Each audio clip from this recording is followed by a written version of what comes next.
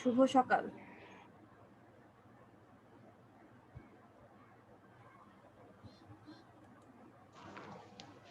হ্যাঁ নুসরাত, কেমন আছো?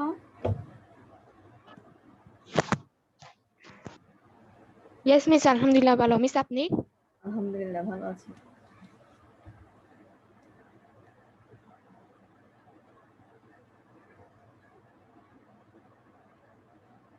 আমরা একটু সকলের জন্য ওয়েট করি, পরে আমরা আমাদের পাঠটা শুরু করব।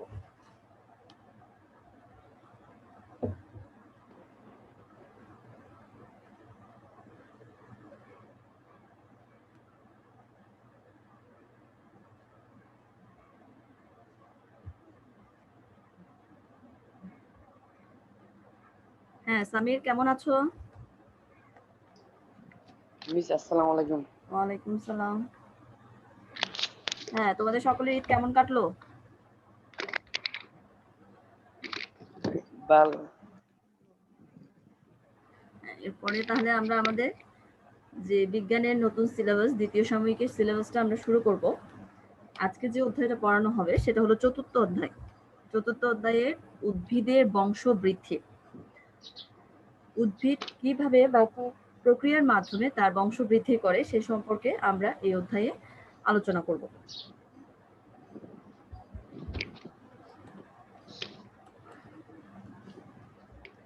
আমরা তাহলে এখানে কি কি বিষয় সম্পর্কে জানব? এই যে উদ্ভিদের বংশ বৃদ্ধি, আমরা দেখতে পাবো যে যে কোনো প্রাণীর ক্ষেত্রে বলো বা উদ্ভিদের ক্ষেত্রে বলো, দেখা যায় কি একটা প্রাণী থেকে আরেকটি প্রাণীর সৃষ্টি হচ্ছে, অর্থাৎ একটা গাভীর বছর পর বছর বাচ্চা দিয়ে সে তার গোয়ালের ঘরটা ভরিয়ে দেয়। কিভাবে? বংশ বৃদ্ধির মাধ্যমে। তেমনি কবুতর বলো বা যে কোনো পাখি তার বংশ বৃদ্ধির মাধ্যমে আরো নতুন কবুতরের সৃষ্টি করে। উদ্ভিদও সেম একই প্রক্রিয়ায়। আমরা জানি উদ্ভিদে ফল দেয়, ফলের মধ্যে আমরা বিভিন্ন ধরনের বীজ পাই, ওই বীজ থেকে আবার নতুন একটা উদ্ভিদের সৃষ্টি হয়। এভাবেই কিন্তু বিভিন্ন প্রজনন প্রক্রিয়ার মাধ্যমে বা বংশ বৃদ্ধির মাধ্যমে উদ্ভিদ তার বংশ বৃদ্ধি করে থাকে। তাহলে এখানে যে বিষয়গুলো আমাদের পাঠ্য বিষয় সেগুলো হলো, যেমন আমরা কি কি জানতে পারবো এখানে। এখানে যে বিষয়গুলো জানা যাবে, তোমরা কি স্ক্রিনটা দেখতে পাচ্ছ? জি মিস। হ্যাঁ, অযৌন প্রজনন। অযৌন প্রজনন, যেমন প্রজনন বিভিন্ন ধরনের হতে পারে। প্রজনন মূলত দুই ধরনের হতে পারে, সেটা হলো যৌন প্রজনন বা অযৌন প্রজনন। তাহলে কথা হতে পারে প্রজনন বিষয়টা কি, যে যে জটিল প্রক্রিয়ায় জীব তার প্রতিরূপ, অর্থাৎ তারই মতো একটা প্রতিরূপ বা বংশ বৃদ্ধি সৃষ্টি করে, সেটাকে বলা হবে প্রজনন। তাহলে যদি বলা হয় প্রজনন কি, সেক্ষেত্রে আমরা কি বলবো? যে জটিল প্রক্রিয়ায় জীব তার প্রতিরূপ বা বংশধর সৃষ্টি করে সেটাই হলো প্রজনন বা জনন। এটা হলো প্রাকৃতিক একটা নিয়ম। প্রত্যেকটা জীব তার মৃত্যুর পূর্বে কিন্তু তার একটা বংশধর রেখে যায়, এবং সেটা কিসের মাধ্যমে? প্রজনন বা জনন প্রক্রিয়ার মাধ্যমে কিন্তু এই কাজটা প্রতিটা প্রাণী বা পৃথিবীর যতটা জীব রয়েছে তারা এই প্রক্রিয়ার মাধ্যমে তাদের বংশধর রেখে গিয়ে তাদের বংশটাকে বৃদ্ধি করতে থাকে। এক্ষেত্রে প্রজনন দুই ধরনের আমরা প্রজনন দেখতে পাই, একটা হলো যৌন প্রজনন এবং আরেকটি হলো অযৌন প্রজনন। ঠিক আছে? তাহলে এখানে যে বিষয়টা আমাদের পাঠ্য বইয়ের মধ্যে আছে, যে অযৌন প্রজনন বলতে কি বুঝো? অযৌন প্রজনন বলতে আমরা কি বুঝি? যে জনন প্রক্রিয়ায় দুইটা ভিন্ন ধর্মী, অর্থাৎ দুইটা সম্পূর্ণ ভিন্ন ধর্মী জনন কোষের মিলন ছাড়াই যখন একটা বংশ বৃদ্ধি হবে, ছাড়াই যখন সম্পন্ন হবে, সেটাকে আমরা বলবো অযৌন জনন। হ্যাঁ, কি বলেছি শুনতে পেয়েছো তোমরা? আমি কি বললাম? অযৌন প্রজনন মানে কি? যে জনন প্রক্রিয়ায় দুইটা ভিন্ন ধর্মী জনন কোষের মিলন ছাড়াই সম্পন্ন হবে, সেটাকে আমরা কি বলবো? অযৌন প্রজনন বলবো। এক্ষেত্রে অযৌন প্রজননটা কোথায় হয়, কোন কোন উদ্ভিদের ক্ষেত্রে আমরা এই বংশ বৃদ্ধিটা দেখতে পারি, বা বাস্তবে কি অযৌন প্রজননের মাধ্যমে কোনো উদ্ভিদের বংশ বৃদ্ধি হয় কিনা, সেই বিষয়টা আমরা এখানে জানতে পারবো। তাহলে অযৌন প্রজনন এটা দুইটা প্রক্রিয়ার মাধ্যমে সম্পন্ন হয়ে থাকে। একটা হলো স্পোর উৎপাদনের মাধ্যমে, আর একটা হলো অঙ্গজ প্রজনন। কি বললাম? অযৌন জনন কয় ধরনের হয়ে থাকে?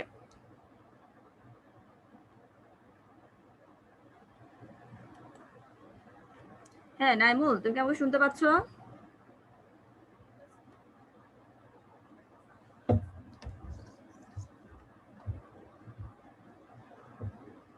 মিস দুই ধরনের। দুই ধরনের। কি কি বললাম? স্পোর উৎপাদন আর অঙ্গজ জনন। অঙ্গজ জনন। তাহলে স্পোর উৎপাদন এবং অঙ্গজ জনন এই দুইটা প্রক্রিয়ার মাধ্যমে কিন্তু অযৌন প্রজননটা সম্পন্ন হবে। এখানে জনন কোষটা ভিন্ন থাকবে এবং এখানে তাদের কোনো মিলন ছাড়াই কিন্তু এই জিনিসটা সম্পন্ন হবে। এখানে স্পোর উৎপাদন, তাহলে স্পোর বিষয়টা কি সেটা জানবো। যে সাধারণত যে নিম্ন শ্রেণীর উদ্ভিদগুলো রয়েছে তারা অণুজীব উৎপাদনের মাধ্যমে, অর্থাৎ জীবের চেয়ে খুবই ছোট ছোট, যেগুলো আমাদের চোখে পড়ে না এমন যে অণুজীবগুলো রয়েছে সেগুলো উৎপাদনের মাধ্যমে বংশ রক্ষার প্রবণতা বেশি দেখা যায়। স্পোর উৎপাদনের ক্ষেত্রে আমরা কি দেখি যে নিম্ন শ্রেণীর যে উদ্ভিদগুলো রয়েছে তারা বংশ রক্ষার জন্য অণুজীব উৎপাদনের মাধ্যমে এই কাজটা করে থাকে। অণুজীব দেহকোষ পরিবর্তিত হয়ে, অর্থাৎ তাদের যে কোষটা রয়েছে সেটা পরিবর্তিত হয়ে যায়, পরিবর্তিত হয়ে অনেকটা ছোট অণুজীব বাহী একটা অঙ্গের সৃষ্টি করে, যেটার মাধ্যমে সেখানে বিভিন্ন ধরনের অণুবীজ থাকে। অর্থাৎ অণুবীজের মধ্যে সেখানে অসংখ্য অণুবীজ থাকে। এই যে জায়গাটার মধ্যে অণুবীজগুলো থাকে সেগুলোকে বলা হবে অণুবীজ থলি, অর্থাৎ একটা থলির মধ্যে ওদের সবগুলো অণুবীজ সংরক্ষিত থাকে। কখনো যদি একটা থলিতে একটা অণুজীব থাকে তাহলে আবার অনেক সময় দেখা যায় কি বাইরেও থাকতে পারে। সব সময় যে ওই থলির ভেতরেই থাকবে এমন কোনো কথা নেই, অণুজীবের থলির বাইরেও কিন্তু এদেরকে আমরা দেখতে পারি। যদি সেগুলো বাইরে থাকে সেক্ষেত্রে সেগুলোকে বলা হবে বহিঃ অণুজীব। অর্থাৎ বহির অণুজীবের কোনোটিকে কি বলা হয়, এদের একটা নাম দেওয়া হয়েছে। বহু অণুজীবের নামগুলো হলো কনিডিয়াম। বহু অণুজীবগুলো একটা নাম দেওয়া হয়েছে সেটা হলো কনিডিয়াম। অর্থাৎ নিউকোর যে উদ্ভিদগুলো রয়েছে অসংখ্য অণুজীব থলির মাধ্যমে কিন্তু এটা সম্পন্ন হয়ে থাকে। যেমন প্যানিসিলিয়াম নামক এক উদ্ভিদ রয়েছে যেটা তাদের বংশ বৃদ্ধি করে থাকে কনিডিয়া সৃষ্টির মাধ্যমে, এরা বংশ বৃদ্ধি করে থাকে। ওকে, তাহলে আমরা কি বললাম যে স্পোরের মাধ্যমে কিভাবে উদ্ভিদ তাদের প্রজননটা সম্পন্ন করে থাকে। সেক্ষেত্রে স্পোর উৎপাদনের ক্ষেত্রে তাদের অণুজীব উৎপাদনের প্রয়োজন হয়, অর্থাৎ তারা অণুজীব উৎপাদনের মাধ্যমে কিন্তু তাদের বংশ বৃদ্ধিটা করে থাকে। অর্থাৎ একটা অঙ্গ সৃষ্টি করে অণুজীব বাহির, যেটাকে বহন করে নিয়ে যাবে এমন একটা অঙ্গের সৃষ্টি করে যেখানে অসংখ্য অণুবীজ থাকে। অণুবীজগুলোর একটা থলির মধ্যে সংরক্ষিত থাকে এবং অণুবীজ জীবগুলো থলির ভেতরেও থাকতে পারে বা বাইরেও থাকতে পারে। যে ক্ষেত্রে বাইরে থাকবে সেক্ষেত্রে এগুলোকে বলা হবে বহির অণুজীব। বহির অণুজীবগুলোর আবার একটা নাম দেওয়া হয়েছে সেটা হলো কনিডিয়া। যদি বলা হয় যে বহির অণুজীবকে কি বলা হয়ে থাকে তখন তোমরা কি বলবে?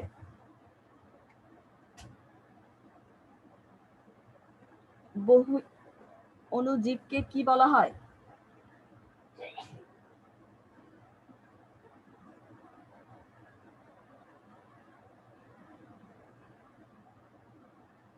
কনিডিয়াম। আমরা বহির অণুজীবগুলোকে বলে থাকি মূলত কনিডিয়াম। যেমন কিছু উদ্ভিদ রয়েছে যেগুলো অণুজীব বা স্পোর উৎপাদনের মাধ্যমে তাদের বংশ বৃদ্ধি করে থাকে।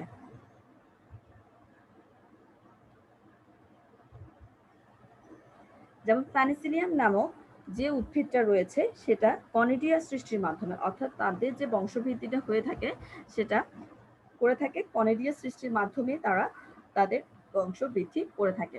এরপরে আরেকটা যে বিষয় বললাম সেটা হলো অঙ্গজজনন।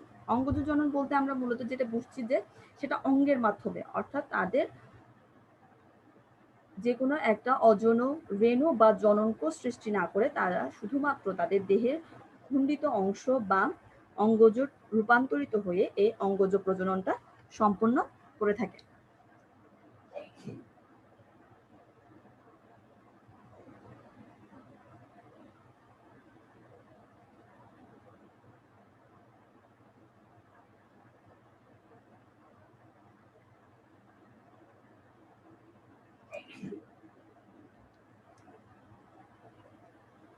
হ্যাঁ, তোমরা কেমন শুনতে পাচ্ছ?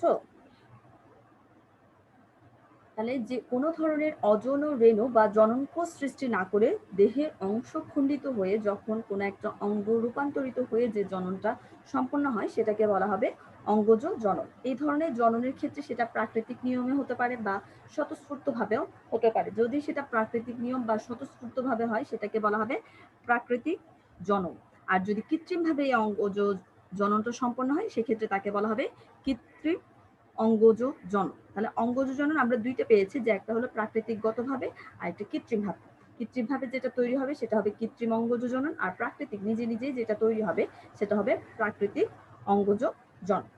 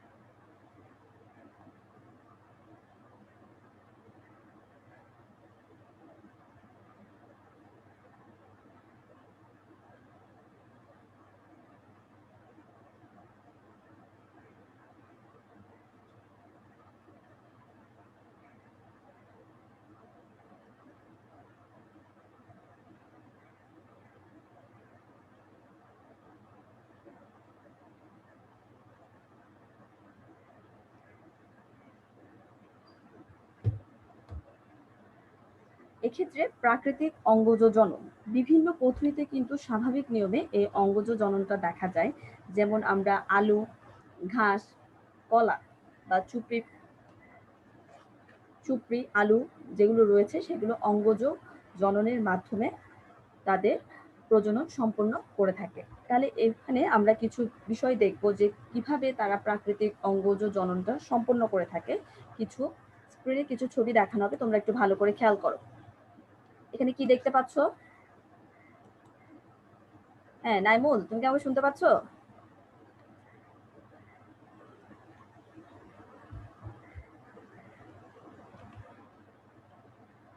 নাইমুল,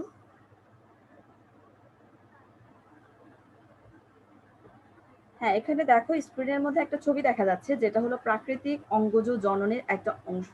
যে আমরা জানি বিভিন্ন উপায়ে স্বাভাবিক নিয়মে অনেকগুলো প্রাকৃতিক অঙ্গজ জনন ঘটে থাকে। সেক্ষেত্রে আমরা যে বিষয়টা দেখতে পাচ্ছি এখানে দেহ খণ্ডায়ন, অর্থাৎ একটা উদ্ভিদের দেহের বিভিন্ন অংশ, যেমন সাধারণত নিম্ন শ্রেণীর উদ্ভিদে এই ধরনের জননটা দেখা যায়। তোমরা এখানে যে ছবিটা দেখতে পাচ্ছ,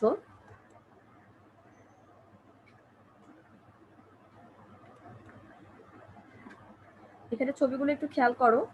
দেহ খণ্ডায়নের মাধ্যমে যে অঙ্গজ জননটা, প্রাকৃতিক অঙ্গজ জননটা সম্পন্ন হয় সেটা সাধারণত নিম্ন শ্রেণীর যে উদ্ভিদগুলো রয়েছে সেগুলোর ক্ষেত্রেই আমরা দেখতে পাই। যেমন আমরা এখানে স্পাইরোক্যারা ছবি দেখতে পাচ্ছি। স্পাইরোক্যারা নামক একটা উদ্ভিদের অংশবিশেষ দেখা যাচ্ছে। সেটাই হলো কি, এটা কিন্তু তার দেহ খণ্ডায়নের মাধ্যমে বিভিন্ন অংশ, অর্থাৎ এদের যে কোনো একটা দেহ খণ্ডিত হলে তারা কিন্তু প্রতিটা খণ্ড অংশ, অর্থাৎ এক একটা অংশ থেকে এক একটা নতুন একটা স্বাধীন উদ্ভিদে সৃষ্টি হয়ে থাকে। অর্থাৎ তারা তাদের দেহের বিভিন্ন অংশ থেকে স্বাধীনভাবে যখন তারা খণ্ডায়িত হয়ে থাকে, এখান থেকে একটা নতুন উদ্ভিদ সৃষ্টি হয় এবং এভাবে তাদের জীবন যাপনগুলো শুরু হয়ে থাকে। এর পরবর্তীতে যে আরেকটা ছবি আমরা দেখতে পাচ্ছি পাশাপাশি স্পাইরোগ্যারার পাশে, সেটা হলো মিওকর। এগুলোও কিন্তু নিম্ন শ্রেণীর উদ্ভিদ। এরাও কিন্তু দেহ খণ্ডায়নের মাধ্যমে, তোমরা একটু খেয়াল করো, পুরো একটা মিওকরের অংশ দেখতে পাচ্ছি। এখান থেকে যখন খণ্ড খণ্ড অংশ বের করা হবে সেখান থেকে আরেকটা নতুন উদ্ভিদের এখানে সৃষ্টি হতে আমরা দেখতে পাচ্ছি।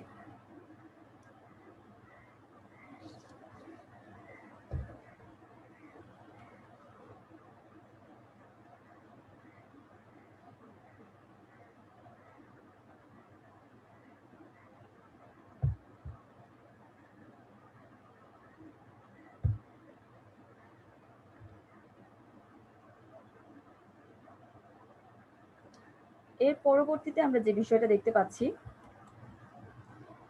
সেটা হলো মূলের মাধ্যমে, অর্থাৎ আরো কিছু উদ্ভিদ রয়েছে যারা তাদের মূলের মাধ্যমে উদ্ভিদের সৃষ্টি করে থাকে। অর্থাৎ কোনো একটা উদ্ভিদ মূল থেকেও কিন্তু আরেকটা নতুন উদ্ভিদ বা শিশু উদ্ভিদ বলো সেটা সৃষ্টি করে থাকে। যেমন এমন কিছু উদাহরণ হিসেবে আমরা বলতে পারি, যেখানে আমরা দেখতে পাচ্ছি কি পটল, পটল জাতীয় যে ফলটা রয়েছে সেটা কিসের মাধ্যমে, মূলের মাধ্যমে তারা তাদের জননটা সম্পন্ন করে থাকে। অর্থাৎ প্রাকৃতিক অঙ্গজ জননের মাধ্যমে, অর্থাৎ মূলের সাহায্যে তাদের প্রজনন, অর্থাৎ উদ্ভিদ মূলের সাহায্যে নতুন একটা উদ্ভিদের সৃষ্টি করে। এমন কিছু উদ্ভিদ হলো পটল, সেগুন, মিষ্টি আলু, এই জাতীয় যে উদ্ভিদগুলো রয়েছে তারা তাদের মূলের মাধ্যমে কিন্তু নতুন একটা উদ্ভিদের সৃষ্টি করে থাকে।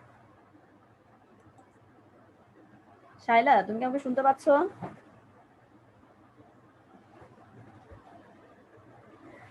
আমরা এখানে বিভিন্ন প্রাকৃতিক অঙ্গজ জনন সম্পর্কে পড়ছি, যে কিভাবে তারা। মিস আসসালামু আলাইকুম। ওয়ালাইকুম সালাম, কেমন আছো?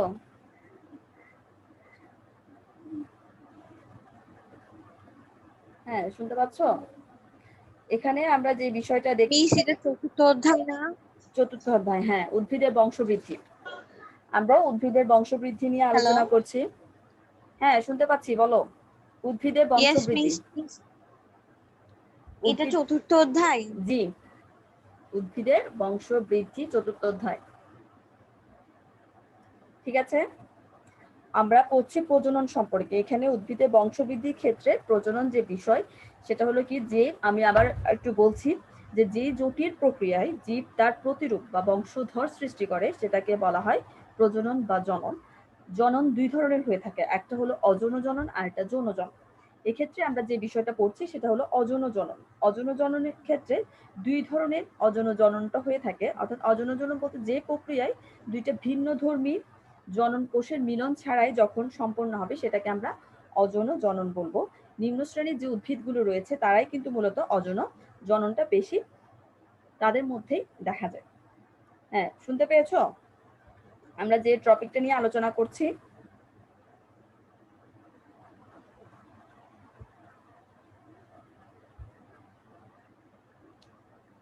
Yes miss. হ্যাঁ, তাহলে এক্ষেত্রে আমরা যে অযৌন জনন দুই ধরনের হয়ে থাকে, একটা হলো স্পোর উৎপাদনের মাধ্যমে, অর্থাৎ অণুজীব অণুজীব উৎপাদনের মাধ্যমে। নিম্ন শ্রেণীর যে উদ্ভিদগুলো রয়েছে তারা বংশ রক্ষার জন্য এই ধরনের স্পোর উৎপাদনের মাধ্যমে বা অণুজীব উৎপাদনের মাধ্যমে, অণুবীজ উৎপাদনের মাধ্যমে তারা তাদের বংশ বৃদ্ধি করে থাকে। যেমন অণুবীজের মধ্যে আমরা কি দেখতে পাবো, অনেকগুলো অণুবীজ কিন্তু এক্ষেত্রে উৎপন্ন হয়।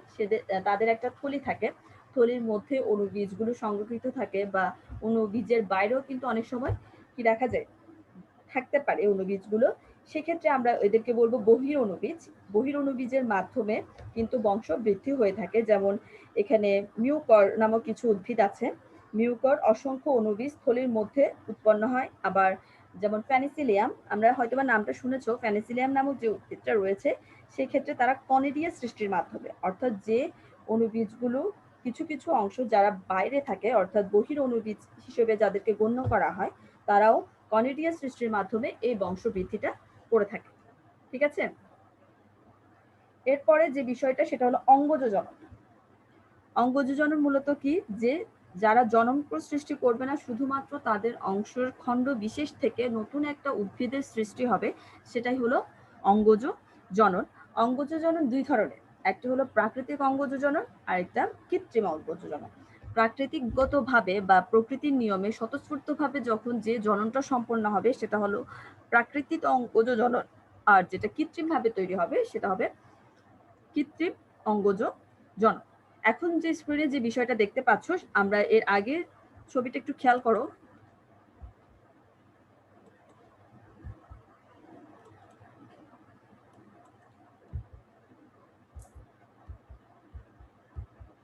দেখতে পাচ্ছ? Yes miss. হ্যাঁ, এখানে কি দেখতে পাচ্ছ একটু আমাকে বলো। এখানে প্রাকৃতিক অঙ্গজ জনন আমরা জানি বিভিন্ন নিয়মে হয়ে থাকে, তার মধ্যে কিছুটা অংশ, অর্থাৎ কোন কোন পদ্ধতিতে তারা তাদের নিজেই কিন্তু প্রাকৃতিক অঙ্গজ জননটা সম্পন্ন করে থাকে, সেগুলোর বিভিন্ন অংশ আমরা আজকে পড়বো। যে দেহ খণ্ডায়ন, অর্থাৎ একটা উদ্ভিদের কে যদি আমরা বিভিন্ন অংশে বিভক্ত করি, সেক্ষেত্রে ওই যে স্বতঃস্ফূর্ত বা স্বাধীন যে অংশটা থাকবে সেখান থেকেও একটা নতুন উদ্ভিদের সৃষ্টি হয়ে থাকবে। এমন কিছু উদ্ভিদ হলো যেমন স্পাইরোগ্যারা, মিউকর, এই যে নিম্ন শ্রেণীর উদ্ভিদগুলো রয়েছে তাদের বিভিন্ন অংশ, খণ্ডায়িত অংশ থেকে নতুন একটা উদ্ভিদের সৃষ্টি হয়ে থাকে। তাহলে তোমরা প্রাকৃতিক অঙ্গজ জননের ক্ষেত্রে দেহ খণ্ডায়নের মাধ্যমে এরা তাদের প্রাকৃতিক অঙ্গজ জননটা সম্পন্ন করতে পারে, সেটা আমরা উদাহরণ হিসেবে দিতে পারি, যে এদের বিভিন্ন অংশ যখন আমরা খণ্ড করব সেখান থেকে একটা নতুন উদ্ভিদ সৃষ্টি হবে এবং এভাবে তাদের বংশ বৃদ্ধি হবে। ঠিক আছে, এর পরবর্তীতে কি দেখতে পাচ্ছ? তাহলে দেহ খণ্ডায়নের ক্ষেত্রে তোমরা কোন উদাহরণগুলো দিবে প্রাকৃতিক অঙ্গজ জননের ক্ষেত্রে?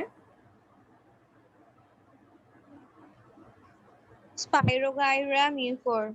মিওকর, স্পাইরোগ্যারা, এগুলো হলো দেহ খণ্ডায়নের মাধ্যমে, অর্থাৎ এইসব উদ্ভিদ দেহ খণ্ডায়নের মাধ্যমে আলাদা আলাদা অংশ নতুন একটা উদ্ভিদের সৃষ্টি করে। এর পরবর্তীতে দেখো এখন কি দেখতে পাচ্ছ?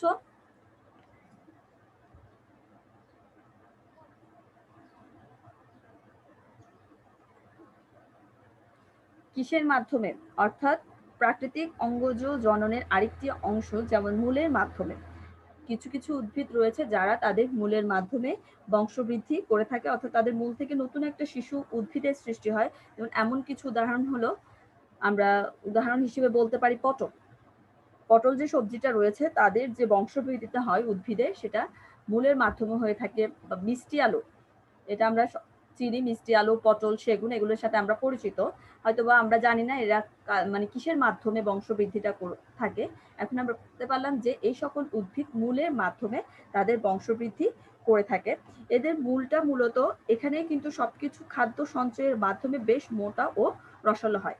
যেহেতু এখান থেকে বংশবৃদ্ধি হবে তাহলে এদের মূলটা কিন্তু স্বাভাবিক যে এমনিতে মূলগুলো রয়েছে আমরা সূক্ষ্ম যে মূলগুলো দেখি এদের মতো না, একটু রসালো, একটু মোটা টাইপসের এদের আমরা মূলটা দেখতে পাবো। তোমরা একটু ছবিতে খেয়াল করো মিষ্টি আলুর মূলটা কেমন দেখতে পাচ্ছ ছবিতে?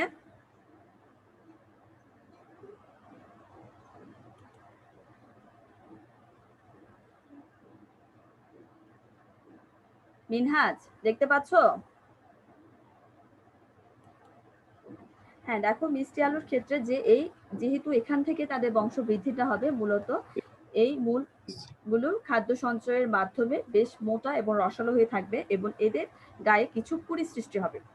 এদের গায়ে কিছু কুড়ি সৃষ্টি হবে এবং এখান থেকে নতুন একটা উদ্ভিদ গজাবে। তাহলে আমরা বলতে পারি যে প্রাকৃতিক অঙ্গ জননের মধ্যে আমরা আরেকটি বিভাগ পেয়েছি যে মূলের মাধ্যমে এই সকল উদ্ভিদ তাদের বংশ বৃদ্ধি করে থাকে। তাহলে যদি বলা হয় কোন উদ্ভিদ মূলের মাধ্যমে বংশ বৃদ্ধি করে থাকে সেক্ষেত্রে তোমরা কি বলবে?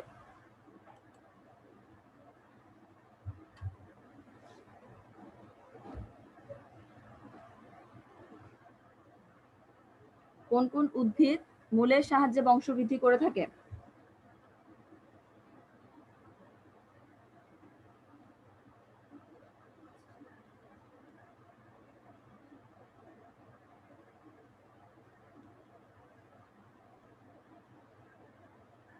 হ্যাঁ, আমরা বলবো যে পটল, মিষ্টি আলু, সেগুন এই সকল উদ্ভিদ মূলের মাধ্যমে বংশ বৃদ্ধি করে থাকে। আমি কিন্তু তোমাদের থেকে পরবর্তীতে এই বিষয়গুলো একটু জিজ্ঞেস করব। এরপরে কি দেখতে পাচ্ছ এখানে? হ্যাঁ নাইমুল, তুমি কি আমাকে শুনতে পাচ্ছ? হ্যাঁ, স্ক্রিনের মধ্যে কি দেখতে পাচ্ছ?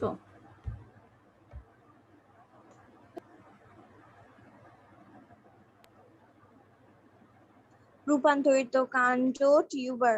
টিউবার, রূপান্তরিত কাণ্ড, অর্থাৎ যে সকল উদ্ভিদ কি করবে রূপান্তরিত হয়ে, অর্থাৎ পরিবর্তিত যে কাণ্ডটা। কিছু কিছু উদ্ভিদ আছে যে যাদের অবস্থান বা চেহারা দেখলে মনে হবে এটা কাণ্ড, কিন্তু আসলে মূলত এটা কি নয়, কাণ্ড নয়, এটা হলো তাদের পরিবর্তিত কাণ্ড। এই পরিবর্তিত কাণ্ডের মাধ্যমে কিন্তু তারা তাদের বংশবৃদ্ধি, অর্থাৎ যেহেতু আমরা অঙ্গজ জনন সম্পর্কে পড়ছি তাহলে তাদেরই একটা উদ্ভিদের বিভিন্ন অংশ থেকে কি হবে, তাদের বংশবৃদ্ধিটা হয়ে থাকবে। সেম ভাবে তাহলে আমরা এখানে কি দেখতে পাচ্ছি? আমরা যে আলু দেখতে পাচ্ছি, আলুর যে বংশবৃদ্ধিটা হয়ে থাকে বা এই সকল আলুর উদ্ভিদটা কিভাবে তাদের জননটা সম্পন্ন করে থাকে সেটা হলো রূপান্তরিত কাণ্ড। অর্থাৎ একটা আলুর গায়ে আমরা অনেক সময় দেখতে পাবো কিছু এভাবে অংশ দেখা যায়, ঠিক আছে? উপরের যে অংশগুলো দেখতে পাচ্ছ এগুলো হলো তাদের রূপান্তরিত কাণ্ড। দেখতে মনে হয় এগুলো কাণ্ড, আসলে এগুলো কাণ্ড নয়, মূলত এগুলো হলো রূপান্তরিত কাণ্ড। এখান থেকে কিন্তু উদ্ভিদে নতুন একটা আলুর উদ্ভিদে সৃষ্টি হবে। তাহলে এটার মাধ্যমে রূপান্তরিত কাণ্ডের মাধ্যমে আমরা বলতে পারবো যে এদের রূপান্তরের মাধ্যমে এই সকল কাণ্ড এটা বংশ বৃদ্ধি করে থাকে। আবার উদাহরণ হিসেবে আমরা টিউবার বলতে পারি, ঠিক আছে?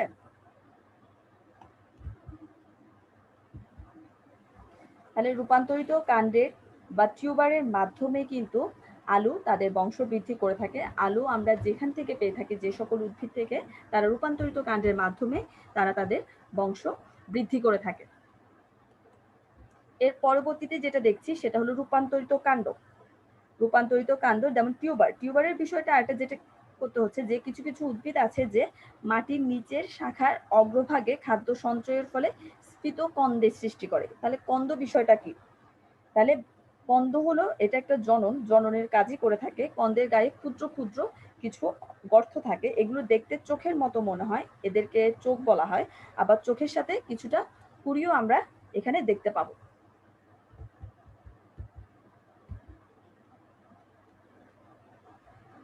হ্যাঁ, তোমরা কি দেখতে পাচ্ছ? এখানে যে আমরা কিছু অংশ দেখতে পাচ্ছি, স্ফীত অংশ, এই আলুর গায়ে কিছু স্ফীত অংশ দেখা যাচ্ছে, যেগুলো হলো কন্দ। এখানে আমরা গর্ত মতো অংশগুলো দেখা যাচ্ছে এবং এগুলো দেখতে মনে হচ্ছে যে চোখের মতো। এই চোখের মতো অংশকে বলা হয় কুড়ি। বা এখান থেকে এই যে অংশটা রয়েছে, এই অংশ থেকে অসবুজ পাতার কক্ষে এসব কুড়ি জন্মে এবং প্রত্যেকটা চোখ থেকে বা প্রত্যেকটা কুড়ি থেকে একটা নতুন উদ্ভিদের সৃষ্টি হবে। সেরকম রূপান্তরিত কাণ্ডের মাধ্যমে যদি উদাহরণ হিসেবে আমরা বলতে যাই যে আলু টিউবার গঠনের মাধ্যমে বা কুড়ি বা কন্দ, এইগুলোর মাধ্যমে তারা তাদের বংশটা বৃদ্ধি করে থাকে। ঠিক আছে? তাহলে রূপান্তরিত কাণ্ডের মাধ্যমে বললে সেক্ষেত্রে আমরা যে উদাহরণটা দিব সেটা হলো টিউবার, অর্থাৎ টিউবার গঠনের মাধ্যমে কিন্তু একটা উদ্ভিদ তাদের বংশ বৃদ্ধি করে থাকে। এরপর রূপান্তরিত কন্দ যে আরেকটা বিষয় রয়েছে, এটাও একটা ক্ষুদ্র অংশ। তোমরা কি এখানে দেখতে পাচ্ছ রসুন, পেঁয়াজ? Yes, miss. হ্যাঁ, তাহলে রূপান্তরিত কাণ্ডের ক্ষেত্রে যে কন্দ বিষয়টা হলো অতি ক্ষুদ্র একটা অংশ। এটা আমরা দেখতে পারি কোথায়?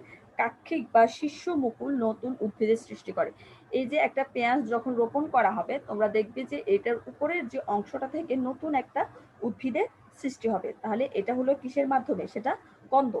এই বিষয়টাকে বলা হবে যেখান থেকে নতুন একটা পেঁয়াজের নতুন একটা উদ্ভিদের সৃষ্টি হবে, সেটা হলো কন্দের মাধ্যমে।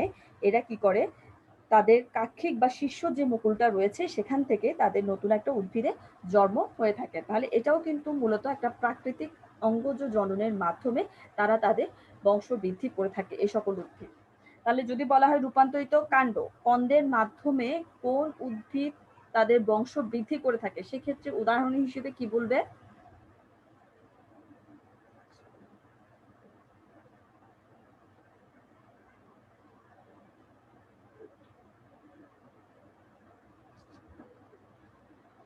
রূপান্তরিত কাণ্ড, কন্দের মাধ্যমে কোন উদ্ভিদ তাদের বংশ বৃদ্ধি করে থাকে?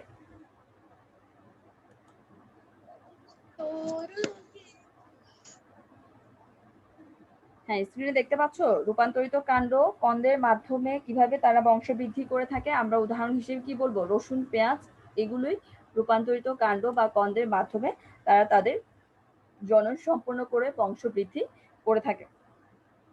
এর পরবর্তীতে দেখো আরেকটি যে বিষয় রয়েছে সেটা হলো রূপান্তরিত কাণ্ড। এটাও কিন্তু কাণ্ড থেকে হয়, যেগুলো হয়তো আমাদের দেখে মনে হয় কাণ্ড, কিন্তু এরা আসলে কাণ্ড নয়, এরা পরিবর্তিত রূপ। কাণ্ডের একটা পরিবর্তিত রূপ। যেমন এর আগে আমরা টিউবার সম্পর্কে জেনেছি, রূপান্তরিত কাণ্ডের যে বিভিন্ন অংশ, যে টিউবার বা কন্দ, এদের মাধ্যমে বংশবৃদ্ধি হয়ে থাকে উদ্ভিদে। এখন যে বিষয়টা দেখতে পাচ্ছি আমরা স্ক্রিনে, সেটা হলো রূপান্তরিত কাণ্ড। কি দেখতে পাচ্ছ? রূপান্তরিত কাণ্ড, যেটাকে বলা হয় স্টোলন। রূপান্তরিত কাণ্ডের আরেকটি অংশ হলো স্টোলন। স্টোলন বলতে যে আমরা কচুর লতি দেখেছো তোমরা?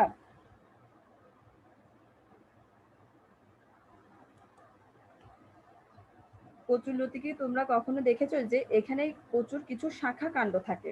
এগুলো কিন্তু এই যে শাখা কাণ্ডগুলো রয়েছে এদের মাধ্যমে, অর্থাৎ এই কচুর শাখা কাণ্ডগুলো পরিবর্তিত হয়ে স্টোলনের মাত্র অগ্রভাগে মুকুল উৎপন্ন করে। এরা কি করে? স্টোলনের অগ্রভাগে মুকুল উৎপন্ন করে এবং স্টোলন উদ্ভিদের জননে সাহায্য করে। যেমন আমরা এখানে কিছু ছবি দেখতে পাচ্ছি, যে খেয়াল করো,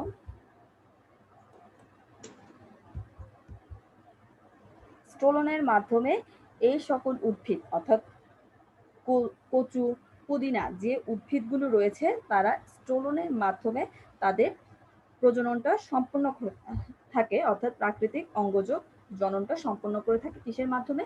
স্টোলনের মাধ্যমে। ঠিক আছে, এর পরবর্তীতে আরেকটা বিষয় যেটা দেখতে পাচ্ছি সেটা হলো অফসেট।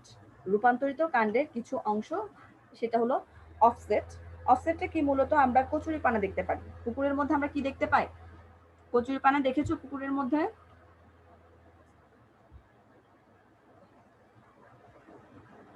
তোমরা কি পুকুরে কচুরিপানা দেখতে পেয়েছো? টোপা পানা বা কচুরিপানা কখনো কি চোখে পড়েছে?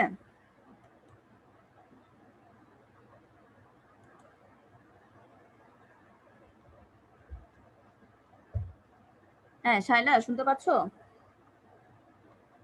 Yes, Miss. হ্যাঁ, কি বললাম আমি? পুকুরের মধ্যে আমরা অনেক সময় কি দেখতে পারি? কিছু ভাসমান উদ্ভিদ দেখতে পারি যেগুলোকে বলা হয় কচুরিপানা, বা তোমরা এখানে ছবি থেকে দেখো কোনগুলো কচুরিপানা বা কোনগুলোকে টোপা পানা বলা হয়।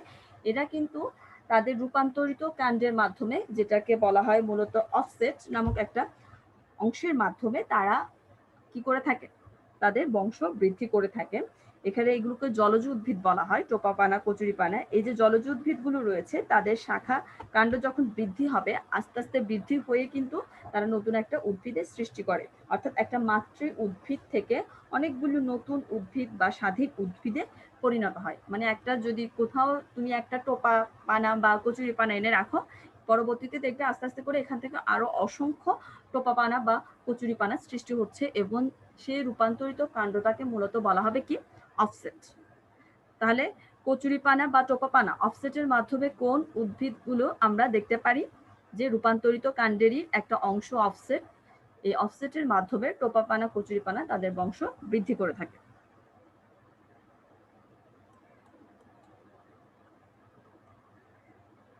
এখানে কি দেখতে পাচ্ছ?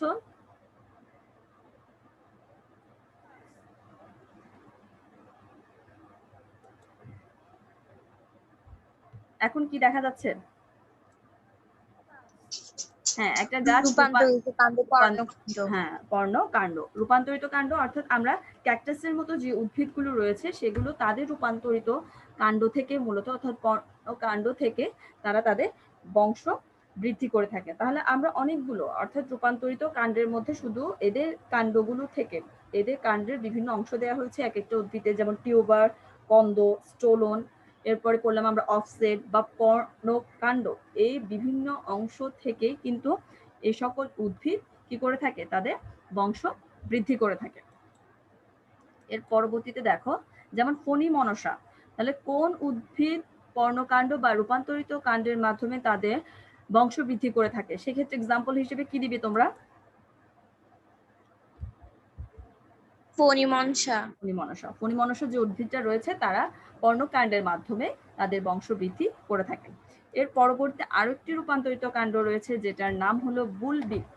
কি বললাম? রূপান্তরিত কাণ্ড বুলবিল। এই উদ্ভিদগুলো একটু খেয়াল করো, এদের যে কাক্ষিক মুকুল রয়েছে সেই মুকুলটার বৃদ্ধি যথাসময়ে না হয়ে একটা পিণ্ডের আকার ধারণ করে। এখানে যে আমরা অংশটা দেখতে পাচ্ছি এটা একটা কিসের মতো দেখতে পাচ্ছি? এদের মুকুলটা এমনিতে স্বাভাবিকভাবে বৃদ্ধি না হয়ে এটা পিণ্ডের আকার, মানে একটা খণ্ড অংশ বিশেষ হিসেবে আকার ধারণ করে, যেটাকে বলা হয় বুলবিল। এই বুলবিলটা কিছুদিন পর যখন এক সময় কি হয়ে থাকে, এই যে উদ্ভিদ রয়েছে এই অংশটা কিছুদিন পর মাটিতে খসে পড়ে, এবং এই খসে পড়া অংশটা থেকে এই বুলবিলটার মাধ্যমে কিন্তু কি করে থাকে? রূপান্তরিত কাণ্ড, এই রূপান্তরিত কাণ্ডটা দিয়েই এই সকল উদ্ভিদ তাদের বংশ বৃদ্ধি করে থাকে। যেমন চুপড়ি আলু বলে একটা আলু আছে, যে আলুগুলো তাদের বংশবৃদ্ধি বুলবিলের মাধ্যমে করে থাকে। অর্থাৎ এই উদ্ভিদের মধ্যে এমন একটা অংশ দেখা যায় যেদের কাক্ষিক মুকুলটা কি হয়ে থাকে? যথাযথভাবে যখন বৃদ্ধি পায় না তখন তারা একটা কাণ্ডে পিণ্ডের আকার ধারণ করে, এবং এই অংশটা হলো বুলবিল। বুলবিল এক সময় কি করে? মাটিতে খসে পড়ে ওখান থেকে একটা নতুন উদ্ভিদের সৃষ্টি করে। এই ধরনের উদাহরণ হিসেবে যেমন চুপড়ি আলুর ক্ষেত্রে তারা বুলবিলের মাধ্যমে বংশ বৃদ্ধি করে থাকে। দেখেছো চুপড়ি আলুগুলো দেখতে কেমন?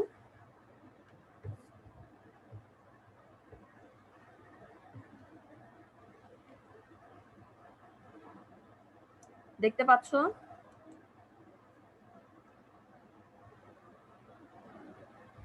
হ্যাঁ সাইম, তুমি কি আমি শুনতে পাচ্ছ?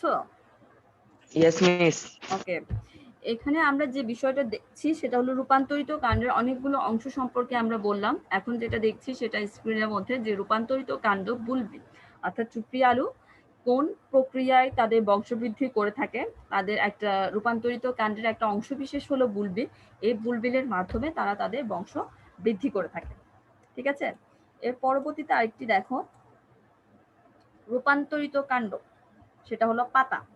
তোমরা কি জানো কোন উদ্ভিদের জন্ম পাতা থেকে হয়ে থাকে? একটা উদ্ভিদ রয়েছে যেটা কিন্তু একটা পাতা থেকে অনেকগুলো নতুন উদ্ভিদের সৃষ্টি হবে। অনেক সময় তোমরা সাধারণ জ্ঞানে বিষয়টা জানতে পেরেছো যে পাতা থেকে জন্ম হয় এমন একটা উদ্ভিদের নাম বলো।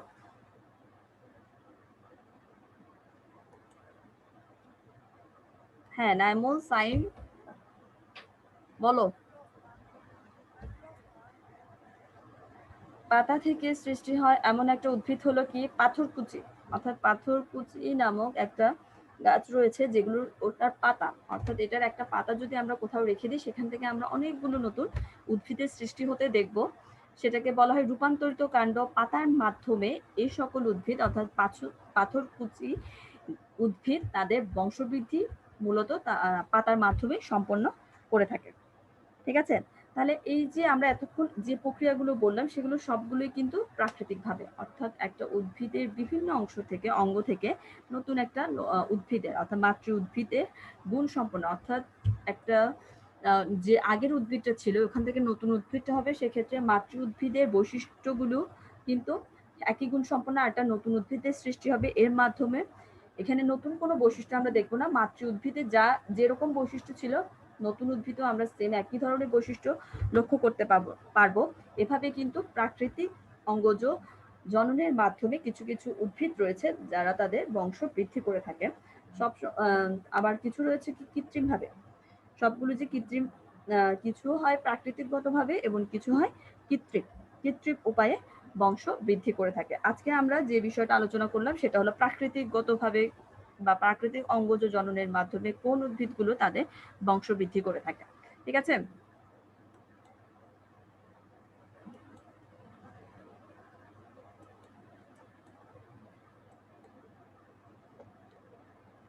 হ্যাঁ তোমাদেরকে এখন আমি কিছু কোয়েশ্চেন করব, একটু মনোযোগ সহকারে সুন্দর প্রশ্নটা এবং কিভাবে এরা তাদের বংশ বৃদ্ধি করে থাকে সেটা বলবে।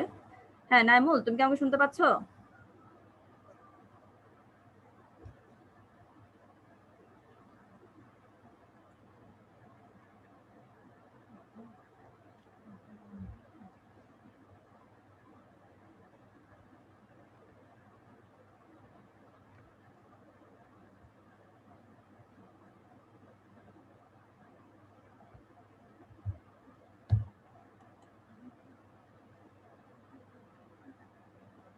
হ্যাঁ একটু দেখো, এখানে আমি এক লাইন ওদেরকে বলছি যে কচুরি পানা কিসের মাধ্যমে তাদের বংশ বৃদ্ধি করে থাকে। এই ধরনের একটা ছক তোমাদেরকে আমি দিচ্ছি, এটা তোমরা আমাকে হোমওয়ার্ক করে আগামী ক্লাসে দিবে। ঠিক আছে,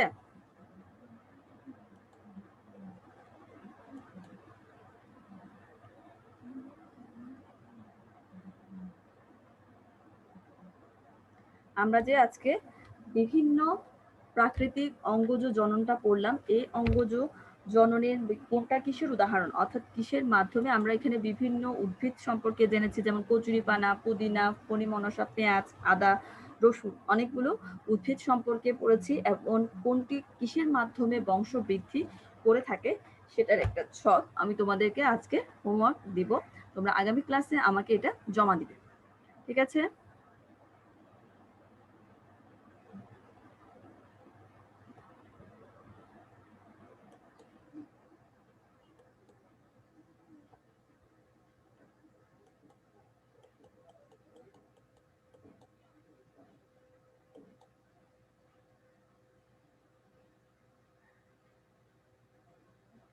এখানে কিছু প্রশ্ন আছে যে প্রজনন বলতে কি বুঝো বা প্রজনন কত প্রকার ও কি কি, অর্থাৎ যে জটিল প্রক্রিয়ায় জীব তার প্রতিরূপ বা বংশধর সৃষ্টি করে তাকে বলা হয় প্রজনন। প্রজনন দুই ধরনের, একটা হলো অযৌন আর একটা যৌন। যৌন প্রজনন এবং অযৌন প্রজনন। এরপর অযৌন প্রজনন কাকে বলে? যে প্রজনন প্রক্রিয়ায় কোনো জনন কোষ সৃষ্টি বা দুইটা জনন কোষের মিলন ছাড়াই যখন সম্পন্ন হবে সেটাকে বলা হবে অযৌন জনন। অযৌন জনন সম্পন্ন হয় কিছু নিম্ন শ্রেণীর যে উদ্ভিদগুলো রয়েছে, অযৌন জননের মাধ্যমে এদের জননের প্রবণতা বেশি। এটা দুই ধরনের প্রজনন দ্বারা তাদের প্রজননটা সম্পন্ন করে, একটা হলো স্পোর উৎপাদন ও অঙ্গজ প্রজনন। পেনিসিলিয়াম কিসের মাধ্যমে বংশবৃদ্ধি করে? পেনিসিলিয়াম কিসের মাধ্যমে বংশবৃদ্ধি করে? আমরা প্রথম দিকেই যে দেখেছিলাম স্পোর উৎপাদনের মাধ্যমে বা অণুজীব সৃষ্টির মাধ্যমে পেনিসিলিয়াম তাদের